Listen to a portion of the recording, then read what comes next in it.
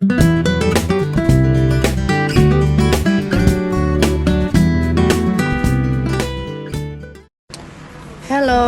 everyone. Ito na yung tricycle na ginamit namin, yung kay Parikoy na bagong bili. So sabi ko pwede na yun para noon matuloy blessa na. At eto talagang medyo pina-effortan namin.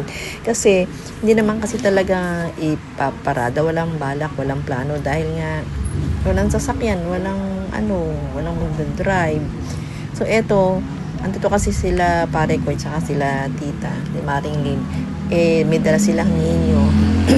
Ayan si pare ko ano yun, miraculous yun. Kaya sabi ko, di para maging makumpleto yung pagbabakasyon nyo dito at makita nyo lahat ng kaganapan kapag kapistahan ni Ninyo. So ayan, nabidyohan ng ano ko, kaya lang konti-konti. Kasi sumama kami sa parada.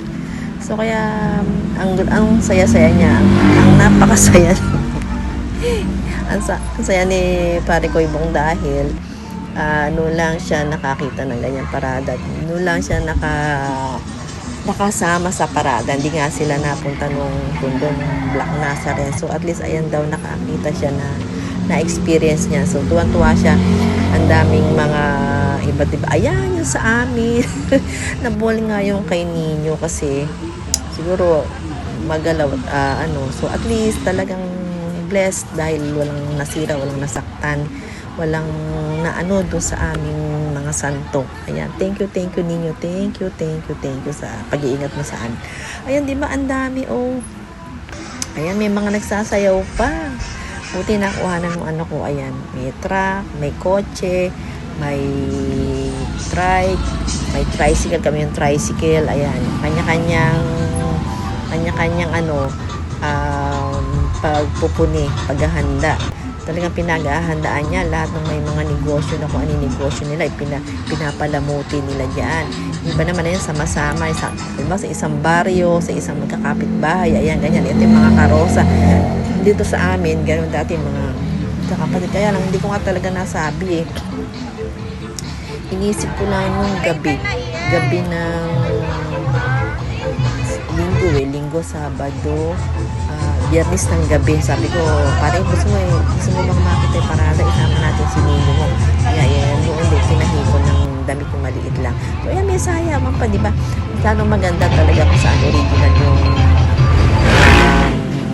piyesta ni Nino sa Sinulog, Cebu. Dito sa atin talaga yung interpret lang. Ayan, di ba? Ang ganda talaga. Hindi ko nakita yan ng person. Ang ganda pala.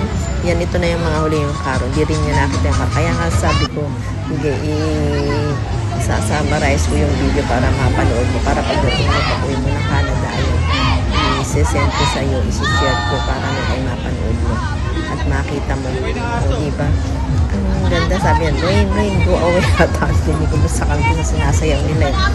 Kaya nga, ang saya Tatapos niya ng mga 4 o'clock or 4:30. Madali na nga lang ngayon Ayan, ang ganda ng araw. Kaya ganyan medyo malabo yung singkad ng araw. Yung mainit, pero di mo alintana ang init kasi ang saya ng kalooban mo at saka ang gaan ng pakiramdam mo. Ayan, di ba? Ayan, yung mga karo sa huli na yan. Ako, thank you. Ito na. Hindi namin naabutan yung pagbe-bless, pero tumawa kami dun sa loob. Ayan, di ba? Saya-saya ng aking paring ko yung Ayan. Thank you for watching and see you soon, sabi niya. Thank you.